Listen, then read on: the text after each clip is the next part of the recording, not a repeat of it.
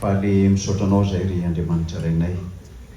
Raha nahatratra ny taona vaovao 2024 anatrehanay ny isa-telo volana voalohany atao anatin'ny filovana Paris amin'ity taona 2024 ity. Niazakazaka tao anatin'ny ady sarotra ny fiainanay nandritra ny taona 2024 nefa ny famondramponao sy ny fahasoavanao nanaromanao anay amin'izany fiazakazahana zany, ka nomenao anay ny teny fikasana tsy ho anay fa ho an'ny taranakay sy ho an'ny fiangonanao, ahafahanay manompo amin'ny fifaliana feno fiadanana. Hita io ny fiarahanay miara-mandeha aminao amin'ity taona 2024 ity, atsapanay indrindra ny famondramponao i Jesosy Kristy tomponay. Sotra tompo. Amen. Faly miarabantsika rehetra ry havana. Nahatratra indray ny fotoanandroany fa atsika mandalina indray ny tenin'Andriamanitra. Ny lohateny izay nomena tamin'ny teny io ity dia ny famondrampon'i Jehova araka ny Isaia 2. Raha ataontsika amin'ny fiteny hafa zany dia hoe ny famondrampon'i Jehova araka ny bokin'i Isaia 2.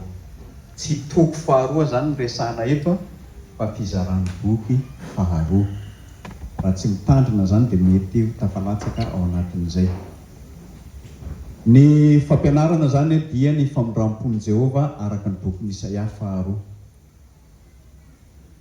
Marioka tia mpiandohana fa misy samihafa ny teny Hebreo ampiasain'ny tenin'Andriamanitra raha miresaka tsika ny famelan-kely, ny fibebahana ary ny famondram-po. Teny samihafa ny ilazan'ny testamenta taloha azy. Fa tsy fangaro zany resaka ho resahantsika androany dia ny famondram-po no resahantsika fa tsy ny fibebahana. Izay teny Hebreo roa samihafa mihitsy. Fa raha vao fibebahana zany no an-tsaintsika dia tsy ho azontsika ny atao hoe famondram-po raha ny teny Hebreo izay resahantsika androany no resahana. Satria rehefa miresaka amin'ireo teny roa ireo tsika dia hitatsika ny contexte ny mahasamihafa ny atao hoe fibebahana sy ny famondram-po. Dia atao eo am-pelatanantsika zany ny bokin'i Isaia izay ho resahantsika.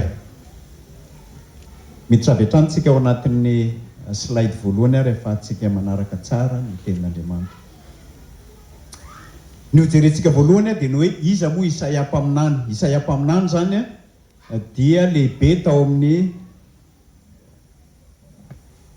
amin'ny testamenta taloha. Niasa indrindra tamin'ny fanjakan'i Joda nanomboka tamin'ny taonjato 19 talohan'i Jesosy Kristy. Ny zanak'Israely tamin'ny andro taloha dia nizara 2 taoriana ny nahafatesan'i Solomona. Rehefa maty zany ny Solomona tamin'ny andron'ny Rehoboama zanany dia nizara 2 ny fanjakana. Ny fanjakana Israely 12, ny folo zany atao hoe Israely avaratra ary ny atao hoe Joda dia firenena anankiroa ihany. Dia Isaia mpaminany zany taty Joda izy naminany fa tsy Israely avaratra. Raha vao miteny hoe Israely zany tsika amin'ny testamenta taloha dia miteny an'le firenena folo. Raha vao miteny hoe Joda tsika zany dia le firenena anankiroa. Tadiditsika ve hoe inona nampizara ny fanjakana tamin'izany fotoana zany? Rehefa velona Solomona ka rehefa maty Solomona dia nandimby azy ny zanany.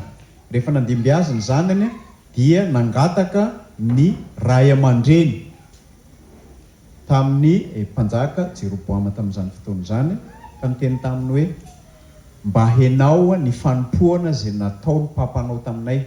Satria tamin'izany fotoana zany nahery vaika loatra ny fanompoana. Zany hoe niazakazaka zany ny fandrosoan'ny firenena fa be loatra ny fotoana lanin'ny olona nanompo.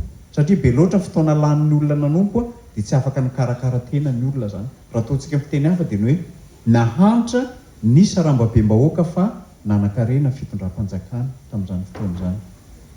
Dia vokatr'izay lasa izy nanontany namany. Rehefa nanontany namany izy dia hoe inona ny valiteny omeko an'ireo ray aman-dreny ireo? Dia ozy ny akama, ireo le namanamana reny tamin'izany fotoana zany hoe zao leka ry teneno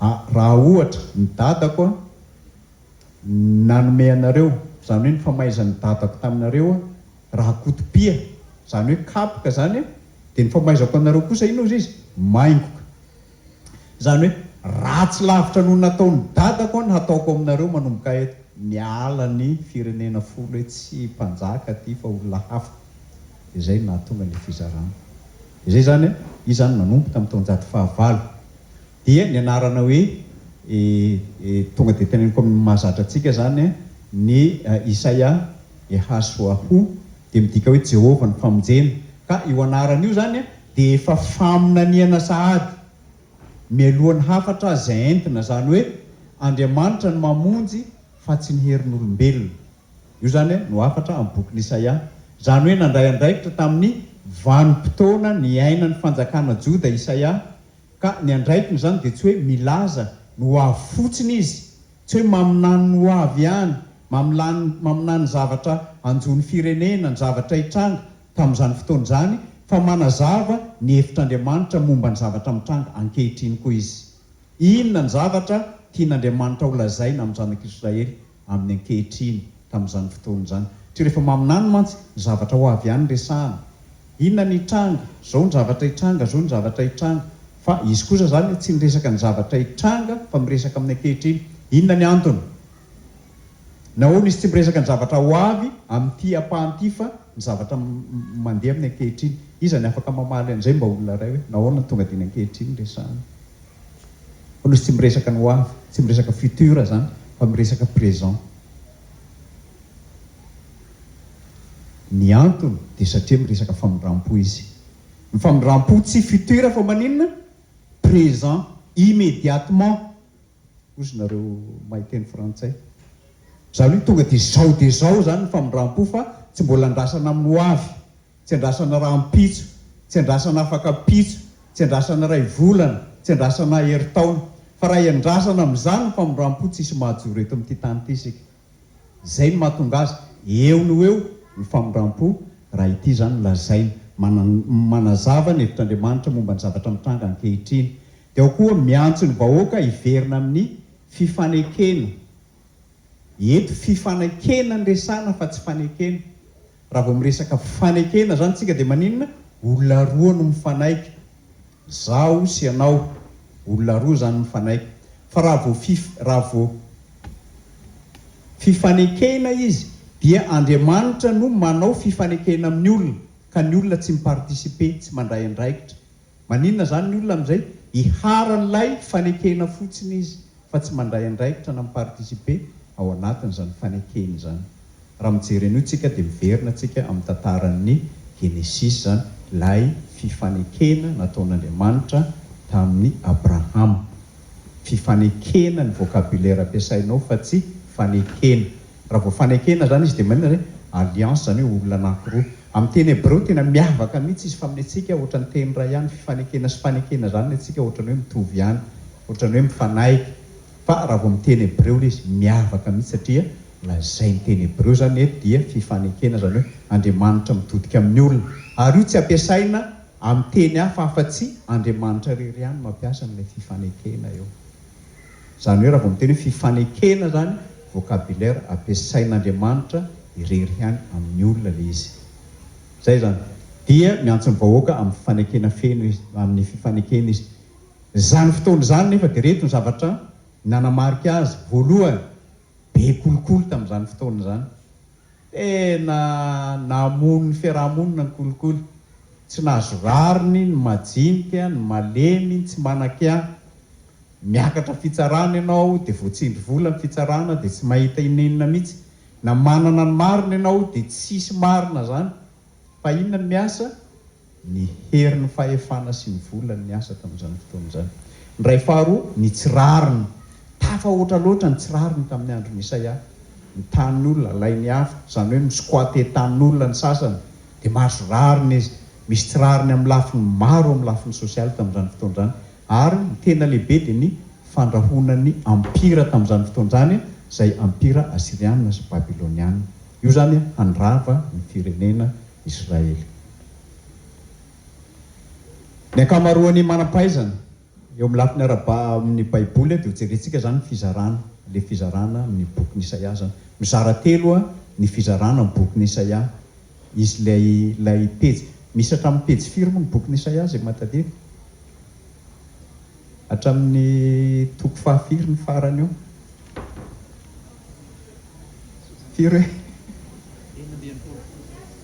9 5 sy ny sasany 9 io zany ny ankamaroan'ny mpandinika zany dia mizara azy ho telo eo amin'ny lafin'ny teolojia zany na amin'ny lafin'ny teolojika telo ny fizarana io zany eketsika rehetra io fizarana anankitelo io dia fizarana anankitelo inona zavatra mitranga amin'izany na amin'io zany dia ny toe-javatra ara-tantara ny resahana amin'ireo fizarana anankitelo ireo inona zavatra mitranga amin'ny lafin'ny ara-tantara eo amin'ny lafin'ny fitenenana zany hoe ny resaka vocabulaire ampiasainao zany tsy mitovy averiko indray mandeha vocabulaire mana-tantara mihitsy raha vao miresaka tsika ny amin'ny testamenta taloha na testamenta vaovao dia ny fotom-pampianarana teolojika io tena goavana be io inona fotom-pampianarana teolojika ao anatin'izany fizarany boky zany ary ny fahatelo ny mpiaino izay kendrena ao anatin'io iza ny audience izay tenenany mpaminany Isaia ao anatin'ireo entité telo ireo raha fitiantsika zany amin'ireo entité telo ireo dia misy toe-javatra ara-tantara amin'ny fizarany boky Isaia tsirairay zany dia misy zany ny fomba fiteny amin'ireo entité telo ireo tsy mitovy mihitsy ny fomba fitenin'Andriamanitra amin'ireo zany hoe ny langage ampiasaina ao anatin'ireo raha Isaia voalohany zany hafa ny vocabulaire ampiasaina ao Isaia faharoa hafa ny vocabulaire ampiasaina ary ny Isaia fahatelo hafa ny vocabulaire ampiasaina anome ohatra fotsiny zany hoe raha ao amin'ny Isaia voalohany zany fitsarana ny betsaka ao zany hoe fitsarana hoe ny raha mamaky tsika ny Isaia ao hoe mba vakitsika hoe ny Isaia toko voalohany izay mba afaka mamaky vetivety ahitantsika an'izay Isaia toko voalohany ahitantsika an'izay vocabulaire resahan'izay vakitsika hatreo amin'ny andininy fahaenina fotsiny izay mba mahita hoe mba mamaky azafady ahitantsika zany vocabulaire io zany efa hitantsika ny fizarana rehefa avy eo dia tena tsirairay hoe io zany mitondra vocabulaire rehetrarehetra ao anatin'ny Isaia toko voalohany andiny voalohany hatramin'ny andiny fahasivy amin'ny telopolo zany ny fizarana voalohany amin'ny boky Isaia io amin'ny anaran'i Jesosy mandrenesa ny fahitany Isaia zanaka Amoza izay hitany amin'ny Joda sy Jerosalema tamin'ny andron'ny Ozia sy Jotama sy Ahaza ary Ezekia izay samy mpanjakan'ny Joda mandrenesa ry lanitra ary mihainoro tany fa Jehovah no miteny hoe efa nitaiza sy nahalehibe zaza aho kanjo niodina tamiko ireo niomby malala ny tompony ary ny boriky ny fihinam-bilon'ny tompony fa ny Israely tsy mahalala ny oloko tsy misaina indrisy firenena mpanota olona mavesa-keloka taranaka mpanao ratsy sady zanaka mpanao meloka efa nahafoy an'i Jehovah izy efa nanamavo ny iray masiny Israely efa niodina izy nahoana ny mbola tahasiana ihany anareo noho izao fiodinanareo lalandava izao enikaretina avokoa ny loha rehetra ary marary ny fo rehetra hatramin'ny faladia ka hatramin'ny loha dia tsy misy izay tsy marary fa ratra sy dia kapoka ary fery vao tsy mbola voaporotra na voafe na voalemin'ny diloilo izy amen raha jeritsika zany ny toe-javatra ara-tantara tamin'izany fotoana izany dia niodina tamin'Andriamanitra ny zanak'Israely inona ny fomba fiteny fitsarana taranaka mpanao meloka ozy ny tenenany azy eo olona tena ratsy fanahy ahoana ny fotom-pampianarana teolojika fotom-pampianarana teolojika dia miresaka ny fitsaran'Andriamanitra hiatra amin'ny zanak'Israely raha tsy mibebaka izy dia ho avy ny Asiriana sy ny Babiloniana hamabo azy ka tsy maintsy ho babo izy inona ny zavatra kendrena mpiaino mba hibebaka zay zany ny fandraisana dia rehefa mivadika amin'ny Isaia faharoa tsika ohatran'izay ihany koa ny fomba fiasana makany amin'ny Isaia fahatelo tsika ohatran'izay koa zany fomba fahitantsika azy ny Isaia voalohany zany azy atao hoe proto Isaia proto moa zany avy amin'ny teny hoe voalohany ny Isaia voalohany zany manomboka amin'ny andininy voalohany hatramin'ny andininy fahasivy amin'ny telopolo toe-javatra ara-tantara zany tamin'ny taonjato fahavalo alohan'i Jesosy Kristy zay tao anatin'ny fanjakan'ny Joda ka nahitana ny reto mpanjaka reto Ozia, Jotama, Ahaza, Ezekia dia ny fandrahoana ny fanjakana Asiriana Ny efitra lehibe ao anatiny eo zany efatra raha jerentsika dia ny hoe fitsarana noho ny ota sy ny tsirariny. Antso amin'ny fibebahana, miresaka koa izy makasika ny amin'ny fahamasinan'Andriamanitra kedosy Israel ary ny fanantenana mesianika mpanjaka ho avy. Mampanantena mpanjaka ihany izy izay ho avy. Io le tenentsika hoe mbola ho avy zany, mbola tsisy resaka famindram-po sy fibebahana, mbola tsisy famindram-po zany fa fiantsoana fibebahana fotsiny. Any amin'ny Isaia faharoa zany tsika vao miresaka amin'ny tapany fahatelo resantsika io. Ny Isaia toko voalohany andiny fahaefatra zany manota i Joda nefa mbola atsoin'Andriamanitra ihany izy. Ny Isaia faharoa indray zany izay atao hoe Deutéro Isaia na Isaia faharoa zany dia manomboka amin'ny andiny fahaefapolo hatramin'ny andiny dimy amby dimampolo. Toe-javatra ara-tantara indray zany dia tapaky ny taonjato fahaenina alohan'i Jesosy Kristy no resahanao dia fotoanan'ny fahababoana tany Babilôna. Nampitandrin'Andriamanitra aty amin'ny toko voalohany hatramin'ny andiny fahasivy amby telopolo. Fa raha tsy mibebaka izy dia ho avy ireo fanjakana Asiriana sy Babilôniana azy ireo hamabo azy ka hitondra azy ho an'ny Babilôna. Tanteraka zany amin'ny Isaia faharoa ka any amin'ny tany fahababoana indray zany ny zanak'Israely. Dia ny fotoanan'ny fahababoana tany Babilôna zany hoe rava Jerosalema tamin'ny taona 6valopolo alohan'i Jesosy Kristy. Deporté nentina daholo ny elita rehetra, zany hoe ny olona manam-pahaizana, manan-karena, ny olona manan-katao, nentina daholo ny olona zay tsy alehany, tsisy ninona ilana azy sisa nijanona tao amin'ny tanàna. Ohatra fotsiny resantsika hoe ny olona tsy afaka manao ny ninona zany le tsy alehany fa tsy hoe any amin'ilay fitenin'ny tanora hoe ianao zany koatra ny tsy alehany, tsy olona tsy afaka manao ny ninona. Vahoaka kivy hafa baraka misalasala ny amin'ny fatokiana an'Andriamanitra. Raha momba antsika Andriamanitra nahoana antsika ny deporté, nahoana antsika ny babo. Raha mahery ny Andriamanitsika nahoana antsika no resiny zany firenena gentilisy zany. Aiza Andriamanitsika toa tsy momba antsika tsony. Io zany fantaniana natetika mipetraka tamin'izy ireo. Zany hoe ny Isaia faharoa zany vokatra izay fantaniana be dia be zay dia nohy teny rehetrarehetra ao dia fampiononana sy fanalefahana ny alahelo. Zany hoe efa kivy izy, efa reraka izy, efa malahelo izy, inona ny tenin'Andriamanitra ao? Fanalefahana. Aza matahotra fa momba anao, aza mierikerika foana fa zany Andriamanitra ao. Eo indrindra no isehoan'ilay famindram-pon'Andriamanitra amin'izay. Eo zany izy no miposaka amin'izay. Tary izy ny teny fitsarana. Mamay nareo rehefa tsy mibebaka. Tanteraka tokoa zany fa zao mbola mamindra fo ihany izy. Dia io no atao hoe rahamim amin'ny teny hebreo zany. Zany hoe io zany fotoanany exodosy vaovao, zany hoe fiaingana vaovao indray eo amin'ny zanak'Israely amin'izay fifandraisana amin'Andriamanitra zay ka Andriamanitra ho mpahary sy mpamonjy azy. Eto koa zany ny resahana amin'ilay mpanompon'i Jehovah ibe dia ave. Zany hoe io zany ilay Mesia ny resahantsika tary amin'ny toko voalohany, ilay Andriamanitra ho avy. Amin'ny Isaia toko fahatelo amby dimapolo tena ahitantsika mazava tsara mahakasika amin'io. Ho resahantsika ireo endrika telo ahitantsika an'io voalazantsika eo rehefa avy eo. Isaia toko fahapolo andiny voalohany zany dia hoe ampionony ny oloko. Io ny teny lazain'Andriamanitra. Zany hoe vao miala amin'ilay toko fahasivy amby telopolo isika, miditra ao amin'ny toko fahaefapolo, tonga dia inona ny teny Isaia? Ampionony ny oloko. Hitantsika hoe nahoana ny verindroa ilay izy, nahoana ny zany ny teny voalohany. Io zany ilay famindram-po. Manomboka eo zany, miresaka momba ny famindram-po amin'izay tsika. Miresaka momba ny famindram-po indray Andriamanitra fa tsy miditra ao anatin'ilay fitsarana. Ny Isaia fahatelo indray zany dia Isaia fahatelo indray dia ny andiny fahaenina amby dimapolo hatramin'ny andiny fahaenina amby enimpolo. Toe-javatra tamin'izany dia fotoana taorian'ny fahababoana indray io. Zany hoe efa tsy babo indray ny Israely, fiverenana avy any Babilôna, fahadisom-panatenana, tsy rarina ara-tsosialy, korotana ara-panahy. Reo indray zany ny tranga. Raha jerentsika zany ny hevitra ao anatiny eo dia hoe fanarenana sy fanavaozana, fandraisana ny vahiny, fivavahana marina, lanitra vaovao sy tany vaovao. Io indray zany no resahan'ny Isaia fahatelo ao anatiny eo.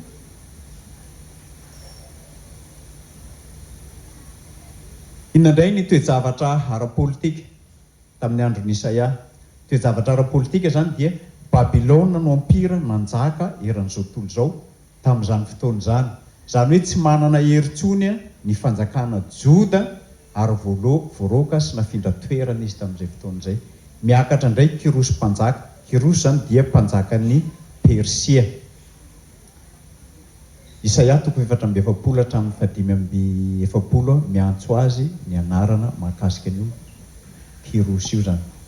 Zavatra nitranga ny krizy tamin'izay dia ny krizy ara-panahy. Mihevitra ny vahoaka fa efa nilaozan'Andriamanitra izy, toadin'Andriamanitra tanteraka. Adika ho fandavana avy amin'Andriamanitra ny fahababoana, zany hoe satria lavin'Andriamanitra ilay firenena dia navelan'Andriamanitra ho babo izy. Fanontaniana lehibe, mahery ve Andriamanitra raha oharina amin'ny Andriamanitra ny Babilôna, zany hoe Babilôniana. Ilay Andriamanitra mahery, mpanao ny zavatra rehetra, ilay mahafeny fiainana iray manontolo, ny ahoana no ilay fanjakana jentilisa manan'Andriamanitra tsy manahoana no nandresy azy. Isaia 7:7 Jehova efa nahafoy ahy ary ny tompoko efa nanadino ahy. Fanontaniana, nahoana no tompoko nyresahany eo fa tsy miresaka Jehova izy eto. Kyrios ny lazana azy amin'ny teny greka, nahoana ny tompoko. Satria ny tompo zany eto dia miresaka ilay Andriamanitra manana ny fahefana rehetra. Ity zany ilay raha vao miteny hoe tompo zany tsika dia manina zay tsy manan-kalahatra ianao fa izy no mibaiko ny fiainanao iray manontolo. Ohatrany hoe andevy sy ny tompo zany, ilay tompo zany manam-pahefana feno amin'ilay olona zay tarina. Mba hitenenana ilay tompony hery sy ny fahefana mihitsy zany no nanadino azy. Enjana be zany raha ny tompony hery sy ny fahefana no manadino antsika. Zay zany no lazaina eto. Ka ny Isaia 2 zany valian'Andriamanitra mivantana amin'izany fahakiviana zany, mamaly izy eto. Foto-kevitra teolojika ary tsy famaliana ny faratsian'ny olona fa toetr'Andriamanitra zany no resahana raha famindram-po no resahana eto. Contexte ara-tantara sy ara-teolojia ny Isaia 2 zany 5:7 hatramin'ny 5:50 dia nitenaina, rehefa rava Jerosalema tamin'ny taona 970 alohan'i Jesosy Kristy, rehefa tsy nahomby tanteraka ny vahoaka amin'ny ara-fitondran-tena, ara-panahy sy ara-politika, nandritra ny fahababoana fotoana izay malemina saika tsy misy fibebana akory, ny zava-dehibe zany dia tsy misy porofo amin'ny lahatsoratra fa nibebaka aloha ny Israely. Zany hoe tsy mamaly Andriamanitra hoe raha tsy toetra ty dia tsy mamindra fo aminy aho, satria mihodina ty dia tsy mamindra fo aminy aho. Tsy izay zany ny zavatra resahanao. Raha jerentsika zany ny Isaia 7:7-12 nefa izaho tsy mba natsoinao ry Jakoba, Andriamanitra mihitsy zany milaza hoe tsy nitady ahy ianao. Zay zany resahanao. Zany hoe ny zanak'Israely zany tsy nitady an'Andriamanitra fa Andriamanitra nanenina nitady azy. Tsy izy no niresaka amin'Andriamanitra fa Andriamanitra no miresaka aminy. Tsy nitady an'Andriamanitra izy fa Andriamanitra no mamindra fo aminy. Zay zany resahana eto raha vao miresaka amin'ity, zany hoe tsy ny olona no nitady azy fa Andriamanitra nitady azy. Zay zany no atao hoe famindram-po eto. Andriamanitra mitady atsika, Andriamanitra mikaroka atsika. Raha atao amin'ny fitenitsika andavanandro dia hoe manao foy azy mihitsy Andriamanitra. Jereny tsirairay tsika mety raha ataontsika mandeha anaty ala zany tsika, ala tena mikitroka be, dia misy very ny sasany amintsika, miara-mandeha any tsika angamba mety firy ny isantsika aty miara-mandeha, dia misy very ny sasany. Dia inona no ataon'Andriamanitra? Manao foy azy, mijery tsirairay ny olona tsirairay mba hamindrano fo zany olona zany. Fa tsy avelany hoe fa very ianao dia mandehana amin'izay lehanao any. Tsy izay ny azy ka. Fa ianao efa tsy hita, avelao tsy hita any. Satria izy efa very, avelao very any. Tsy izay ny vocabulaire ampiasain'Andriamanitra eto.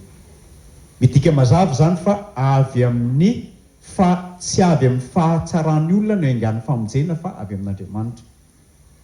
Hoe za tsara toetra, tsara fanahy, tsara tarehy, rehefa tsara rehetrarehetra, tsy izay ny resahana amin'ity Isaia ty. Fototra hebreo arteolojika zany amin'ny baiboly hebreo ny famindram-po. Rahima zany dia tsy fanahoan-kevitra tampoka, tsy hoe taitaitra Andriamanitra dia mamindra fo. Tsy fihetseham-po zany resahana eo fa tena toetr'Andriamanitra. Tsy valisoa koa zany famindram-po. hoe mendrika atsika dia mamindra fo Andriamanitra. Tsy valy soa io hoe tsy merity io zany hoe mendrika atsika dia amindrana fo, fa toetra maharitra ao amin'Andriamanitra mamindra fo. Raha atao amin'ny fiteny hafa zany dia ny hoe tsy miankina amintsika, tsy miankina amin'ny ataontsika, tsy miankina amin'ny toetratsika, tsy miankina amin'ny fahadalantsika, ny toetra ratsy ataontsika, ny fivadiantsika, fialantsika amin'Andriamanitra no mahatonga an'Andriamanitra hamindra fo, fa toetra ny mihitsy zany. Amin'ny Exodus 4:7-9 dia lazainy Exodus eo fa maninona izy izy? Andriamanitra mamindra fo sy miantra izy. Ity famaritana ity zany dia zao no azontsika andikana azy amin'ny endrika anankitelo. No azontsika andikana azy voalohany, mialohan'ny lalàna ny famindram-po. Mialohan'ny lalàna ny famindram-po. Ny lalàna inona daholo? Lalàna fandrarana daholo. Mandrara Andriamanitra, aza mangalatra, aza mamono olona. Reo fandrarana rehetrarehetra reo zany dia endrika anankiray aty amin'ny Isaia 1:1-7. Zay zany le fandrarana rehetrarehetra, le lalàna rehetrarehetra. Fa ny famindram-po kosa dia mifamadika amin'izay. Mandrara Andriamanitra ny tsy hanaovana ny rehetrarehetra, fa ny famindram-pon'Andriamanitra tsy miankina amin'izay lalàna izay. Dia mialohan'ny fankatoavana koa. Tsy hoe rehefa mankatoatsika vao mamindra fo Andriamanitra. Hoe manomboka zao Andriamanitra dia tsy hanao tsony aho. Dia tena tsy hanao tsony mihitsy, tena fay aho, tsy hanao tsony aho. Ao ary famindrana fo ianao satria ianao tsy hanao tsony. Tsy izay no resahana amin'ny famindram-po. Mialohan'ny fibebahana koa izy. Io le teneniko anareo misy différence mihitsy entre le fibebahana, ny vocabulaire ampiasana hoe tena mibebaka mitomagny mihitsy, tena ritra mihitsy ny ranomaso. Ao ary famindrako fo amin'izay ianao. Tsy famindram-po zany. Tsy izay ny resahana raha vao miresaka eto. Dia teninareo azo ataoko izany manao izay tiana atao satria tsy ilaina tsony mibebaka.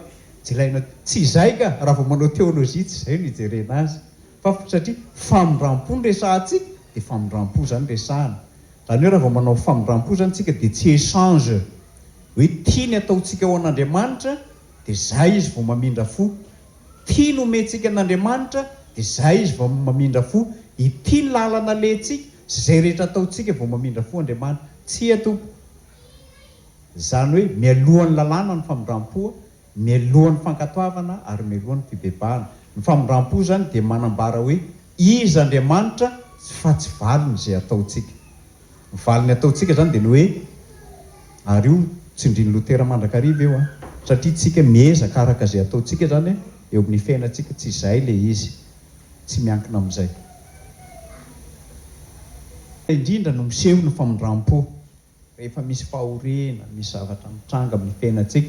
Fa baboana zany lasa krizy ara-teolojika tamin'izay. Tsy ara-politika nefa, tsy krizy ara-politika fotsiny fa fahaverezan'ny tanindrazana, fahaverezan'ny tempoly, fahaverezan'ny maha-izy azy ny zanak'Israely ary fahaverezan'ny fanantenana. Io zany tena hoe anatina dépression tanteraka ny zanak'Israely raha izay no itenenantsika azy tratran'izany izy. Fanontaniana lala indrindra dia ny hoe aiza isika. Tsy izay zany fanontaniana fa hoe aiza Andriamanitra. Satria raha vao isika ny resahana dia mifamadika amin'ny teolojia zany. Fa Andriamanitra no makaty amintsika ao anatin'izay. Ny Salamo 7:30 lazainy eo teo amoron'ny Babilona nipetrahanay sady nitomany raha nahatsiaro amin'ny ziona. Zany hoe Isaia 2 zany dia tsy mamaly amin'ny fanazavana fa amin'ny famindram-po. Tsy hoe mangataka mpanazavana amin'Andriamanitra ny olona. Fa nahoana zay ny déporté. Ianao zany tsy mila miteny be fa izy ny tonga dia mamindra fo aminao. Zay ny azo andikana azy.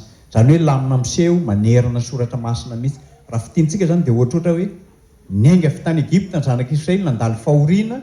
Inona zavatra nitranga? Namindra fo taminy Andriamanitra. Vanim-potoana lava eo 70 taona. Vadika tamin'Andriamanitra, nanao ny rehetrarehetra tao izy nandritra ny 70 taona fa namindra fo taminy ihany Andriamanitra. Ny mpitsara, miainga avy eo amin'ny mpitsara indray dia nisy ny tsy fahombiazana rehetrarehetra. Ny afara hatramin'ny fananganana mpanjaka, nanina nataona inona aloha tenen'Andriamanitra tamin'ny Ely tamin'izay fotoan'izay hoe manozy izy tsy izaho no laviny fa tsy anao no laviny fa izaho no laviny tsy hanjaka aminy. Nanomboka teo zany mbola nanao famindrampo ihany Andriamanitra fa tsy hoe zavy laora nga izy anao izay tiany atao any fa efa tsy izaho tsony tadiavina. Tsy izay zany toetr'Andriamanitra raha vao miresaka famindrampontsika. Fahababoana tena kivy ny olona, reraka ny olona tany amin'ny fahababoana, manao asa tsy tokony natao daholo tany amin'ny tany fahababoana, tena mavesatra be. Mbola ao ihany ny famindrampon'Andriamanitra. Zany hoe famindrampo zany tsy miseho rehefa milamina ny olona fa rehefa potika tanteraka izy. Inona indray no mandeha raha ohatra milamina ny fiainantsika? Ohatra hoe tena mitombo ny harena, mitombo ny atao, afam-panadinana, mandeha daholo ny zavatra rehetra. Inona ny resahana amin'izay? Fahasoavana sy fitahiana ny resahana. Zany hoe zavatra milamina zany dia fahasoavana sy fitahiana ny resahana. Zay vocabulaire hafa indray zany no resahana rehefa avy eo. Satria tsika miaina amin'izay. Fa raha vao misy fahampitehana tena hoe potika tanteraka mihitsy dia famindrampo zany. Ohatra, manome ohatra iray amintsika aho ataontsika hoe resaka fiantsoana. Izy amintsika moa zany zao ny samy teny fa tena olona marina mihitsy mbola tsy nanota mihitsy nefa tsy hoin'Andriamanitra ho pasteur sy mpiandry, ho katekisy, ho komity. Izy amintsika reto ny samy manangan-tanana amin'izany.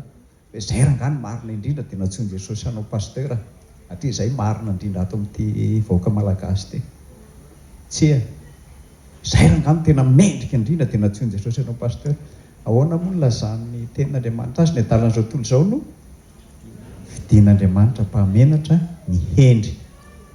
Zany hoe rehefa tena ao anatin'ny fampitehana mihitsy, efa mivily mihitsy dia manino? Miseho ny famindrampo. Daony ianao ohatra anankiray tsika, misy zaza anankiray faran'izay misotro toaka mihitsy, faran'izay tena tsy hita mihitsy anaovana azy, tena reraka na ny mpiray-tam-po aminy, na ny ray aman-dreny, na ny manodidina azy, tsy mahita tsony ny atao, efa tsy hita tsony izay atao. Inona no mety ho toetra ny ray aman-dreny amin'ilay zanany izay? Ataony ahoana ilay zanany? Ianao aloha manomboka eto ianao tonga dia vonoina amin'ny boky ny fiainana ianao. Izay ve no ataony? Amin'ny rano fony isan'andro, mbola omena vary ihany isaky ny hariva, isaky mamo avy any. Mbola omena trano atoriany ihany isaky ny hariva, na mamo avy any. Mbola omena teny mamy ihany isan'andro, na mamy avy any, mamo avy any. Tsy izay ve no ataontsika? Ianao tiany dia efa tsy laitra mibala ny fananarana intsony, ozy ny mama. Rangamo amin'izany efa sy midy trano hariva mama sy izy mba miresaka ao. Hitantsika zany amin'ny vocabulaire ampiasaina rehefa avy eo. Satria izay mihitsy ny vocabulaire ampiasaina, toetran'ny vehivavy izay no entina miteny anatiny eo fa tsy toetran-dehilahy. Raha vao lehilahy izay tonga dia mivoaka ianao, tsy miveriny etsony ianao rapitso. Rehefa tsy manino, rehefa tsy mamo ianao vao miveriny eto. Fa ny amin'ny vehivavy manao ahoana? Mandehana makao ambadika ao, tia ny sakafonao, tia ny ananao, karakaraina. Izay zany ny toetra izay iseho rehefa avy eo. Ny olona resahana indray zany dia toy ny Israely tany amin'ny fahababoana. Rava sy reraka izy, tsy misy tempoly, tsy misy sorona, tsy misy toerana masina. Io zany farany loza indrindra tamin'ny fiainan'ny zanak'Israely. Zany tsy manatitra fanatitra ao an'Andriamanitra zany, tsy afaka miseho eo anatin'Andriamanitra zany. Zany ny zavatra loza indrindra teo amin'ny fiainan'izy ireo. Zany hoe finoana zany lasa fahatsiarovana fa tsy traikefa velona. Ahoana moa zany finoana fahatsiarovana zany? Raha tany Jerosalema zao anay dia efa mba nitondra ondry, mba nitondra omby, mba nitondra voromailala noho ny otanay, noho ny nataonay. Mba afaka nisaotra an'Andriamanitra zao zahay fa nahazo fitahiana be dia be makany amin'ny tempoly. Mba afaka nanao izay ty. Zay zany no atao fa tsy traikefa fotsiny ny resahana ao anaty. Zany hoe tsy expérience ny resahana eo ao ara-panaraka. Zany hoe finoana miozongozona. Ny Andriamanitra ny Babilôna zany raha raisina dia ohatrany hoe mahery be ilay Andriamanitra, mandresy ilay Andriamanitra ary aseho ampahabe masina ny Andriamanitra zany. Tena aseho mihitsy hoe io ilay Andriamanitra io. Tipoin'ny olona io satria mafy io. Andriamanitra Jehovah kosa eto dia maninona? Mangina izy, toa resy izy, toa miafina izy. Zany hoe toa tsy hita mihitsy, tsy miteny tsony mihitsy eto, ohatrany mona zany izy ao anatiny. zay indrindra nahatonga ny zanak'Israely nitaraina lalina tao anatiny ao. Isaia 7:7-7:12 efa nresantsika tary aloha ry. Jehovah efa nahafoy ahy ary ny tombo efa nanadio ahy. Ity zany dia tsy fikomiana nresahana eo fa fitomaniana avy amin'ny ratra-pana mahatsiaro tena maratra mihitsy izy ireo satria hadinon'Andriamanitra. Ny Isaia 2 zany dia miatrika fisalasalana amin'ny famondram-po fa tsy amin'ny fanamelohana. Ahoana ny famondram-pon'Andriamanitra? Salasala izy ny amin'izany famondram-pon'Andriamanitra. Mbola mamindra fo ihany ve Andriamanitra? Mbola miantra ihany ve Andriamanitra? Mbola mahita ihany ve Andriamanitra? Zay zany no fisalasalana. Fandalinana ary famondram-po fampiononana. Misy karazany telo amin'izay zany le endrika isehoan'ny famondram-po zay ho resantsika eo. Ny ray voalohany amin'ny Isaia 20:1 hatramin'ny 2. Ity zany amin'ny fandalinana amin'ny teny Hebreo dia hoe Nahamu. Miverina io teny io zany hoe impérative pluriel. Zany hoe raha misy teny anankiray zany miverina indroa dia misy dikany zay ampionony. Zay zany resahana eo. Averina indroa zany io. Zany hoe zavatra miverina fanamafisana ara retorika ny resahana eo. Zany hoe averina indroa ilay hoe ampionony ny oloko. Amin'ny Isaia 20:1 hatramin'ny 2 io zay le vocabulaire tenaina eo. Ampionony dia manina averina mandeha ampionony. Raha vao izy zany mamerina indroan'izay impérative pluriel zay dia misy dikany zay. Fiteny ampiasaina amin'ny fotoam-pisaonana io zany. Zany hoe rehefa misy fahoriana lalina, misy zavatra mitranga dia miverina zany io fomba fiteny impérative pluriel io zany amin'ny fotoana sasany. Andriamanitra mandidy ny iraka azy hitondra fanasitranana amin'ny ratra lalina. Zany hoe mandidy ny Isaia zany izy mba hitondra fanasitranana ao anatin'izay. Dia ao anatin'io zany zao ny hevitra teolojika ao. Zavatra mahatalanjona, tsy misy fiampangahana mihitsy ao. Hoe ianao dia nanota, ianao dia niodina, ianao dia nanao an'izao. Tsy misy fiampangahana na dia raha ao. Tsy misy fepetrako condition. Raha vao miresaka amin'ilay famondram-po teo zany, famondram-po fampiononana zany dia tsy misy condition mihitsy. Hoe satria ianao nibebaka, satria ianao miverina, satria ianao nanao an'ity dia mamindra fo. Tsy izay zany resahana ao anatiny ao. Ary tsy misy fangatahana. Tsy hoe nangataka ry zareo dia nomena famondram-po. Tsy izay zany resahana ao anatiny ao. Mahavariana be raha vao famondram-po fampiononana zany, raha vao mampionona izy dia tsy miankina amin'izay.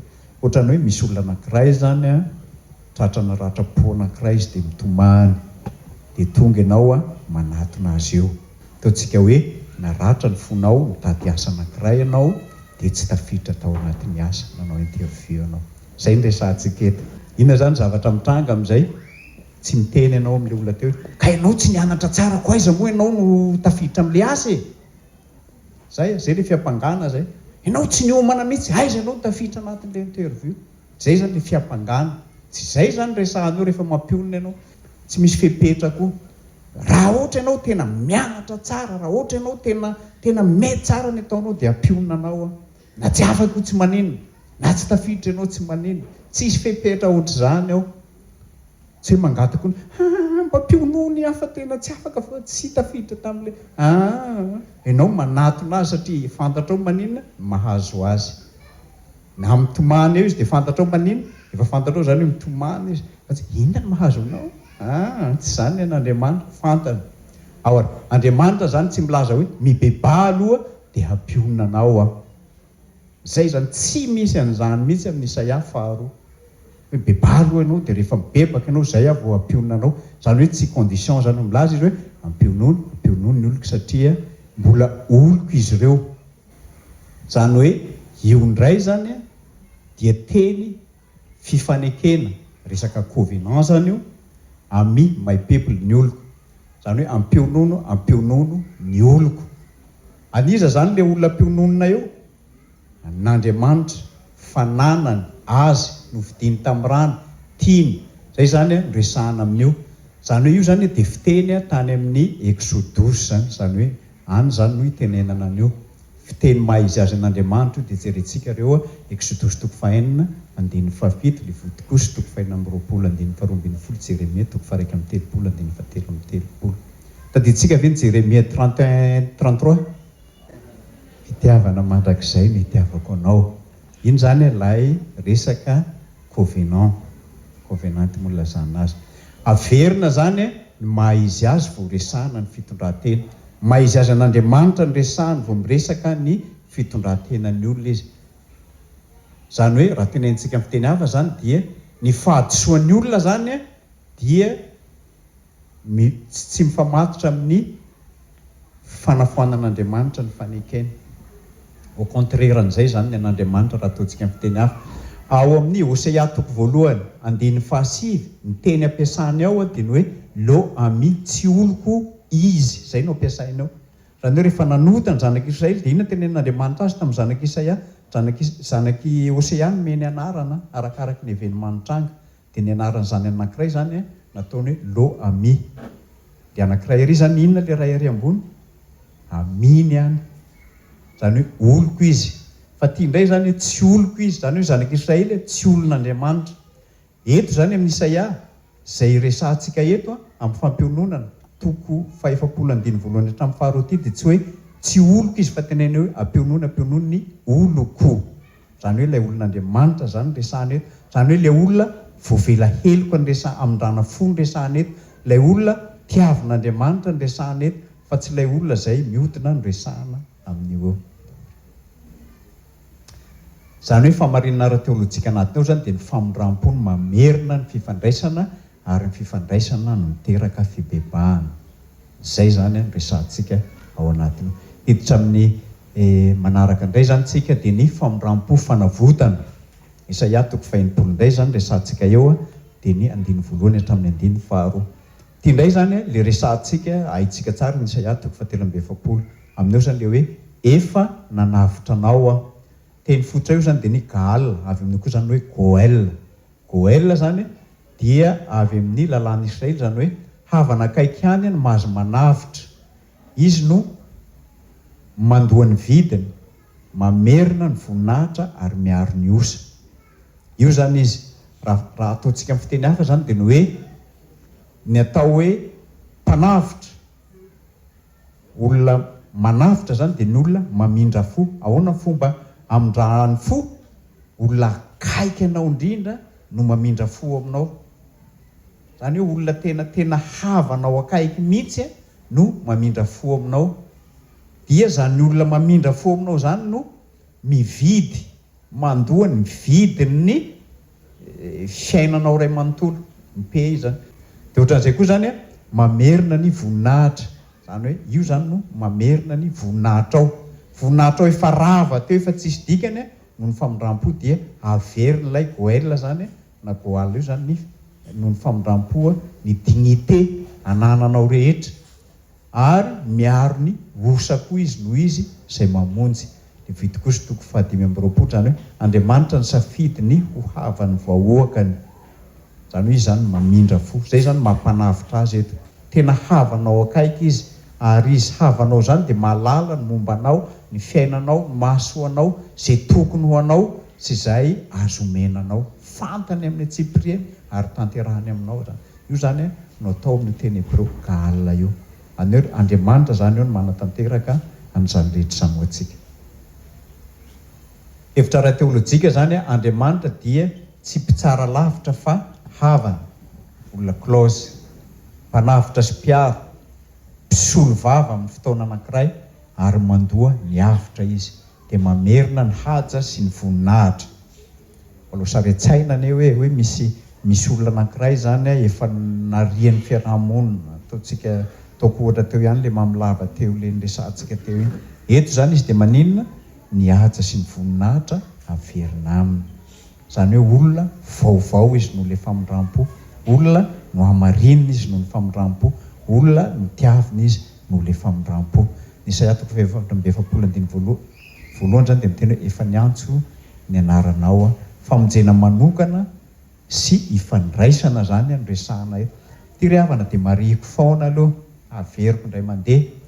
tsisy ifandraisany mihitsy ny fampirisihana antsika hanota ny resaka eto dia maraisitsika amin'izay dia efa niteny zany président fa malalaka zany ny fiainany satria efa famondram-po io dia milamina zany fiainantsika dia andao indray ary ny rapitso andao ny afaka rapitso tsy izay ny resahana eto fa ny famondram-po dia tsisy idirany condition na dia kely mihitsy satria ianao mpanota dia amindrana fo na tsy amindrana fo ianao fa mamindra fo foana izy ary zay le tena teo mifamatotra amin'ny fiantsoana io tsy hoe miantso ny marina izy ny tsia fa tena mpanota mihitsy aza no atsoiny ao anatiny eo famondram-po zany dia ho andraikitra amin'ny testamenta taloha roany tena zavatra resahana ray voalohany famondram-po miresaka fiantsoana vocation tsy hoe ny olona marina ihany no atsoina tsy hoe ny olona marina ihany na ny olona tsy manota no mahazo ilay vocation dia tsy hoe ny olona marina koa no mahazo andraikitra hoe ty olona ty dia olona faran'izay tsara indrindra dia mahazo andraikitra raha zany tsika zany tsisy mahazo andraikitra na dia ray aza tsy afaka mahazona andraikitra tsika raha zany fa ny famondram-po no maninona ahafahantsika mahazo andraikitra famondram-po no itsoroantsika amin'izay famondram-po koa no iarahantsika mandeha amin'ny vocation mifamatotra amin'io zany ny vocation izay antsoin'Andriamanitra antsika sy ny andraikitra apetraka Andriamanitra amintsika famondram-po zany egalina Andriamanitra mitondra ny vesatry ny olona ny vesatritsika rehetra Andriamanitra mitondra azy dia mamindra fo izy fa tsy amboary aloha ny tenanao ny vocabulaire eo fa izaho no hitondranao zany hoe tsy hoe manao zay metimety ianao zay vao mamindra fo Andriamanitra ao anatiny ao ny eto indray zany dia famondram-po ho fitiavan-dreny ty le ndresahako le tary aloha ty indray zany Isaia 7:7 fa 5:10 mety manadiny zana amin'nono va ny vehivavy ka tsy mamindra fo amin'ny zanaka nalohaky ny kibony ho an'ny reny mahalala tsara n'izany hoe ny zaza rehefa tezaina dia mety manaikitra nono mety maharary le reny fa tsy hoe rehefa marary izy androany dia tsy mampinono intsony fa izy rehefa avy eo ity le zaza mpanaikitra iny aleo amboamboarina ty manao an'izany ve ny reny aya omena foana mandra-pahalehibe dia manaikitra indray ny le zaza rapitsy sa hoe ao neny fa tsy anaikitra tsony aloha fa inono indray arapitsy dia inona ny asa taony manaikitra foana izy fa dia manome nono foana le mamany zay zany miresahana amin'ity toetra ny reny ty mamindra fo amin'ny zanaka nalohaky ny kibony raha resahana eto raha ny teny ampiasana io zany dia ny rehem omby kibo zany dia ny raha mim famondram-pona mierisany hoe raha miresaka an'io zany dia ny hoe kibony famondram-po zany resahana mahakasika ny reny tandrify ve zany tandrify zany raha vao miresaka reny tsika dia kibony famondram-po mihitsy izy lehilahy ve manana zany kibony famondram-po zany tsy manana izy satria tsy miteraka izy manana zany lehilahy tsy manana kibony famondram-po izy vehivavy ihany manana an'izany ary zay ilay toetra resahana eto famondram-po zany dia fitiavana avy amin'ny kibo voajanahary io zany ary tsika lehilahy tsy natao hiteraka zay mahavoajanahary azy sampona zany raha vao ny lehilahy maninona miteraka zay zany fa inona no miteraka vehivavy no miteraka na dia mandroso ohatran'inona ny teknôlôjia ankehitriny sy fahaizan'olombelona ny ray faharoa dia mamelona koa izy zany hoe famondram-po zany maninona famelomana zany no atao hoe famondram-po ary ny fahatelo ny fahafoizantena atao hoe famondram-po zany hoe raha mamindra fo zany ianao dia mahafoy tena amin'ilay olona amindranao fo raha mamindra fo zany ianao dia maninona mamelona n'ilay olona amindranao fo olona efa ho maty maninona mbola amindranao fo olona efa tena tsisy ilana azy mbola amindranao fo io zany vocabulaire olona efa ho faty mihitsy mbola amindranao fo tsy hoe avelao faty any iakoa ny amindra fo amin'io tsy izay vocabulaire ampiasain'Andriamanitra ao anatin'io famondram-po amin'ny fitiavan-dreny io zany dia ny hery ara-retorika amin'io zany fantaniana dia mitaky valiny hoe saika tsy azo eritreretina kanefa Andriamanitra manampy na dia manadino aza izy izaho tsy hanadino zany hoe misy fampieritrretana io zany hoe mihoatra ny fetran'olombelona zany ny famondram-pon'Andriamanitra ao anatiny ao hevitra pastoral ahoana moa zany ny hevitra mahakasika ny fiainana amin'ny lafiny pastoral rehefa ny olona ny mahatsiaro tsy hita eo amin'ny fiangonana, mahatsiaro tena ho tsy manan-danja, mahatsiaro tena ho adino, dia Andriamanitra mihitsy mamaly amin'ny Isaia 7:7, indro efa vita tomboka-vatsy eo ampelantanako ianao. Misy olona anankiray zany hoe tsy hita mihitsy izy efa lasa any izy, dia maninona le famindram-po? Manaraka azy ihany le famindram-po.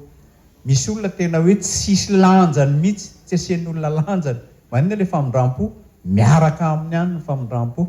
Misy olona hadino mihitsy, manaraka azy foana ny famindram-po. Satria nahoana? Vita tomboka-vatsy. Haitsika ny tomboka-vatsy, tatoa ny tomboka-vatsy. Ho an'ny le jeune reny, ampivady moa zany le mifankatia reny, dia atao ngezangeza le tatoa. Dia nareo ve misy manana tatoa? Za manana anankiray, tsy asehoko anareo ny ahady. Fa ny sasany tamin'izay miaramila tena ny sasany sary voromailala ngeza be atao eto amin'ny fo. Ny sasany sarina tena fo dia misy sarina flèche ngeza be reny. Samy manana ny azy ny tatoa. Inona reny? Ho fahatsiarovana. Zany hoe tsika zany vita tomboka-vatsy eo ampelantanan'Andriamanitra. Na tsy hita ianao zany, tsy hitan'ny olona momba anao, tsy hitan'ny olona ianao, tsy fantatry ny olona ianao, dia tadidio fa Andriamanitra mahita anao. Tsy misy lanjany ianao, tsy men'ny olona lanjany ianao, Andriamanitra misy lanjany ianao. Hadin'ny olona ianao, Andriamanitra tsy manadino anao. Isaia 7:15, famindram-po amin'ny alalan'ny fijaliana. Zany hoe ilay mamindra fo zany tena mijaly mihitsy noho zany famindram-po zany. Izy mamindra fo zany mijaly, fa le amindrana fo maninona? Milamina. Tsisy raharahin' le olona amindrana fo azy, ianao no te hamindra fo amiko aoko. Ohatr'izay zany mety vocabulaire tenaintsika azy, ratsika miteny azy ankehitriny. Fa le olona mamindra fo tena mijaly izy, tena mahatsiaro fangirifiriana izy, satria mamindra fo amin'ny olona maninona? Tsy tokony amindrana fo, olona tsy mendrika amindrana fo, mbola amindrana fo. Olona efa manisy ratsy ianao zao mbola amindrana fo ihany. Zay zany noresahana eto. Dia ny teny Hebreo tenenina zany va avoratô. Io zany dikany dia hoe ratra na diakapoka. Ilay hoe diakapoka taminy no nanasitranana antsika. Zany hoe fijaliana sy fahoriana tena izy, fa tsy fitiavana anohatra fotsiny. Tsy exemple fotsiny io fa tena iainana. Andriamanitra mihitsy zany miaina azy. Dia mba vakitsika ny trano ny Isaia 7:15. Io zany miseho n'ilay famindram-po, tena mitondra ratra, mitondra fangirifirina, tena mitondra fiainana feno fijaliana mihitsy ho an'izay amindrana fo. Zany hoe tsika amindran'Andriamanitra fo zany dia hitondrany inona? Hitondrany ratra tsika, hitondrany fijaliana tsika, hitondrany mangirifiry isika. Zay zany miresahana ao anatin'ity. Zany hoe ny famarinana ara-teolojika eo zany, ny fampianarana zany dia mampiseho fa tsy fandavana ny rariny famindram-po, fa fandraisana ny rariny ao amin'ny tena. Tsy mamafa ny ratsy Andriamanitra fa mitondra azy. Zany hoe ny ratsy ataontsika rehetra zany dia entin'Andriamanitra ao anatiny ao. Paradoxa ny famonjena zany dia ny hoe ny fahasitranana dia avy amin'ny ratra. Le ratra indray zany mitondra fanasitranana. Paradoxa be zany, tsy mifanaraka amin'ny teorintsika olombelona zany. Dia lazaina zany hoe lafo vidy ny famindram-po fa tsy sentimental zany, tsy sentiment zany famindram-po, zavatra tena lafo vidy eo amin'Andriamanitra zany.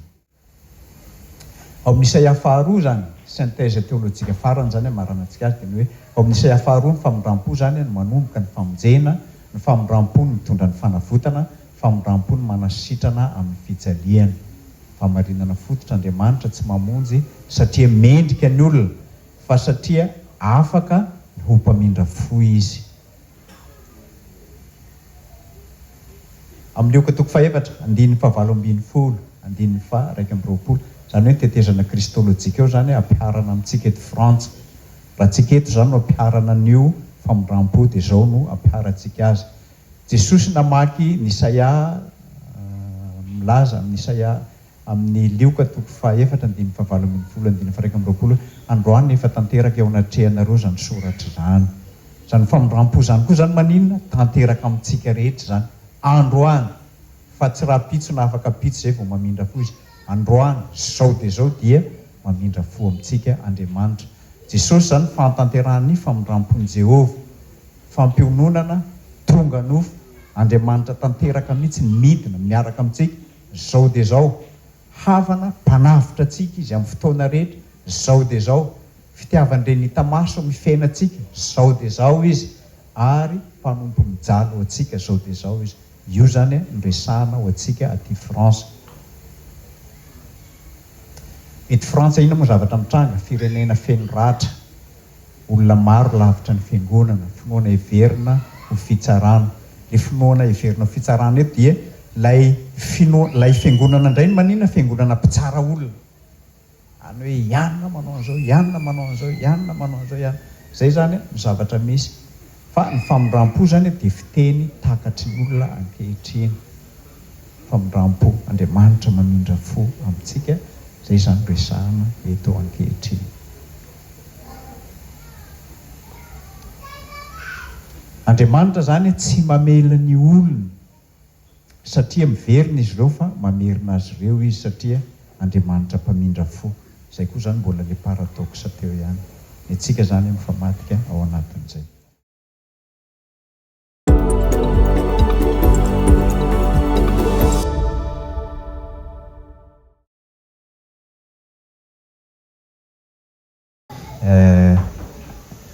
aty amin'ny testamenta vaovao ny fahasoavana reriany ny karisy ny tenenantsika azy amin'ny teny grika dia miresaka ny fahasoavana aposak'Andriamanitra amintsika fahasoavana zany tsy famindram-po hafa mihitsy ny fahasoavana hafa ny famindram-po zavatra roa samihafa izy satria terme teolojika samihafa no itenenana azy nefa mifamatotra koa izy amin'ny lafiny ara-teolojika satria ny antsika mifamatotra daholo zany ny hevitra ara-teolojika misy Saint Augustin mino aho mety efa nianarana roa zao ny teneniny manota dia manota dia tiavo Andriamanitra ona ny azahoantsika n'izany hoe manota be dia tiavo Andriamanitra ohatrany hoe mampirisika antsika zany andao koa malalaka zany fa raha raisitsika zany ny teny farany zany mamatotra azy satria anao miresaka etika kristiana tondrako azy raha raisitsika zany zany tenin'ny Saint Augustin zany dia ohatrany hoe raha etika zany dia hoe tsisy ilana etika tsony zany satria afaka manota no sady mitian'Andriamanitra tsy zay nefa ny dikany rehefa mijery ny teny latina ampiasaintsika fa hoe raha tena tianao Andriamanitra dia tsy afaka hanota be ianao au contraire zany resahany zay zany no azoko amalinana iny hoe tsy manafoana ny etika kristiana ny famindram-po fa raha vao miresaka famindram-po zany tsika dia tsika zay tsy mendrika mbola omen'Andriamanitra andraikitra mbola atsoin'Andriamanitra dao rehefa kitsika ny Isaia toko fahatelo amby dimampolo dia mazava tsara izy amin'izay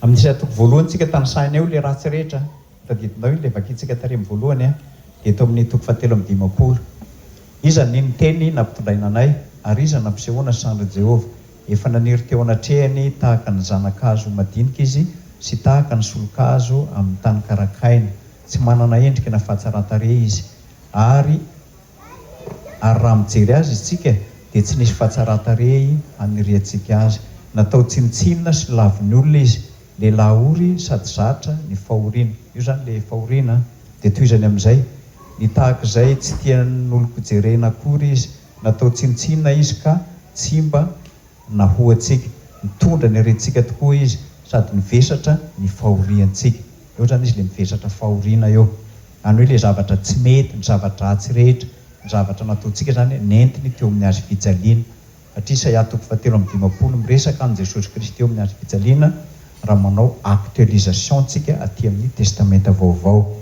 dia tenaina eo kanjo isika kosa nanao azy nokapohona sy nasian'Andriamanitra ary napahoriana nefa izy dia voalefona noho ninona fahadisoantsika io zany lay ondy lay ratra le resantsika teo zany hoe ny fahotantsika rehetra zany nentin' Jesosy teo amin'ny azy fijaliana dia zay fitondrany ny ratra atsika ny fahotantsika teo amin'ny azy fijaliana zay no nanadiovan'Andriamanitra atsika nefa izy dia voalefona noho ny fahadisoantsika sy ny torotoronina noho ny helontsika ka ny fampijaliana nahazahoantsika fihavanana namelesana azy ary nydiakapy taminy nasitranana antsika. Io zany raha vao miresaka ny Isaia 7:50 anao zany, ilay famondram-po dia io ilay famondram-po nyresantsika eto, zany hoe ilay famondram-po misy sakrifisy ataon'Andriamanitra amin'ny alalan'i Jesosy Kristy ho antsika. Zany hoe tsy eto zany izy mitondra n'ilay fahoriana fa tsy ilay mamafa araka ny hitantsika aty amin'ny teny sasany hoe zaho nandevina fahadisoanao tahaka ny fandevina ny zavona. Iny zany le tenainy, zany hoe tena tonga dia foanany avy hatrany eo no eo iny. Fa eto indray zany tena mitondra izy, tena mitondra misubira lay vokatry ny fahotana izay nataontsika izy eto. Zay zany resantsika ny anatiny iny. Averiko indray mandeha Isaia 2 ny resantsika, satria raha vao miala ny Isaia 2 tsika dia hafa indray ny vocabulaire ampiasainy. Iny mantsy mampisy an'le fahasarotana kely, satria miady zany tenin'Andriamanitra anatiny ao mandra-pahatonga aty amin'ny Genesis hatramin'ny farany hatrany amin'ny Apokalipsy zany. Fa arakaraka n'ilay contexte sy ny vanim-potoana zany no mampifamatotra an'iny. Dia raha vao aty amin'ny Isaia 2 zany dia tsy conditionnen'le fibabahana mihitsy zany famondram-po eo. Tsy conditionneny iny, satria na tsy mibebaka atsika dia manina mamindra fo foana izy.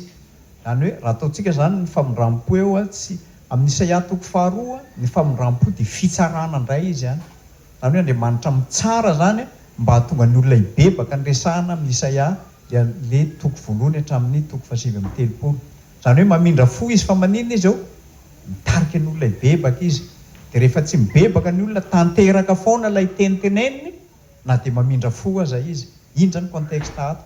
Fa ato amin'ilay Isaia 2 tena tsisy exchange, tsy misy ifandraisany mihitsy hoe manao an'ity tsika vao mahazo famondram-po. Eo zany mampiavaka azy. Dia iny le tenain'ny pasteur foana rehefa nao ny teny famelan-keloka iny, raha mahatoky sy marina Andriamanitra ka mamela ny fahotantsika sy manadio antsika ho afaka ny tsy fahamarinana rehetra. Dia za tsy dia mba mampiasa n'ilay amin'iny le teny famelan-keloka iny misy condition ny anankiray. Iny man tsy tao taloha fa tamin'ny fanaovana ny liturgie vaovao dia nisy an'iny le condition iny. Raha maiky ny fahotantsika isika dia mahatoky sy marina Andriamanitra. Zany hoe raha maiky condition zany, zay vao mahatoky. Tena tsy mahatoky fe Andriamanitra raha tsia. Toetr'Andriamanitra mahatoky foana na miova ny olona. Tsy mana foana ny etika mihitsy ny famondram-po. Fa zao raha vao ny Isaia 2 tsika dia mifamadika indray le tsy conditionnen'ny etika atsika ny famondram-pon'Andriamanitra. Tadidio vao miala ny famondram-po tonga dia helo ny fiainantsika. Vao eo no eo mihitsy tsika zany hoe miala ny famondram-pon'Andriamanitra. Raha ataontsika hoe système anankiray zany famondram-po, dia aloha sary an-tsaina ny volanao amin'ny banky zany tonga dia tsisy vola ntsony ao amin'ny bankinao ao. Mandeha miasa ianao tsy mahita tomobile andehananao mihitsy ianao. Velomina ny tomobile-anao maraina tonga dia tsy haiko hoe congelé mihitsy angamba ny essence-nao ao, tsisy ininona ntsony ao, tsy afaka mandeha ianao. Zay alehanao rehetra tsisy ininona azonao. Zay zany raha vao miala le famondram-po. Aloha sary an-tsaina hoe raha vao miala, raha système zany hoe miala io tsisy ininona azo atao mihitsy. Mbola famondram-po zany nandehanantsika isanandro. Miala any an-trano zao tsika dia mbola famondram-po ny atongavantsika eto. Zay reha ataontsika zany famondram-po daholo iny. Mitahiry ihany atsika dia famondram-po daholo iny. Dia iny zany manaraka atsika eo foana iny. Aty amin'ny testamenta vaovao izy dia fahasoavana. Raha vao mijery ny fahasoavana tsika fampianarana loterana dia tsy merity ny fahasoavana. Fa zavatra omen'Andriamanitra maimaim-poana tsisy takalony ho antsika. Izy no omena antsika, Jesosy Kristy omena antsika sans condition, tsisy takalo. Iny zany no mahatonga an'iny. Raha fitiniko zany dia ny hoe ninona fiainantsika na ny ataontsika. Ary zay mahatsara ny amin'ny testamenta vaovao.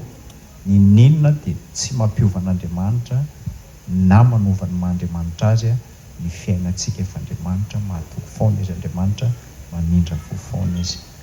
Na impiritsika na impiritsika ny miala aminy dia mamindra fo foana Andriamanitra ka mandray antsika.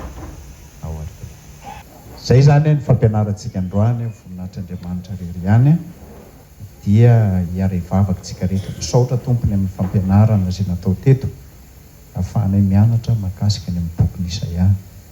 Dia tahiroza ny fiangonanao na orinao zany izay tsirairay avy mba handray ny famondram-ponao. Ahafahanay mandeha amin'ny andraikitra ny antsoanao, ahafahanay mandeha amin'ny fiantsoanao koa, satria ianao no mamindra foka fa any amin'ny joro ao anatin'izany. Misaotra Tompo. Amen.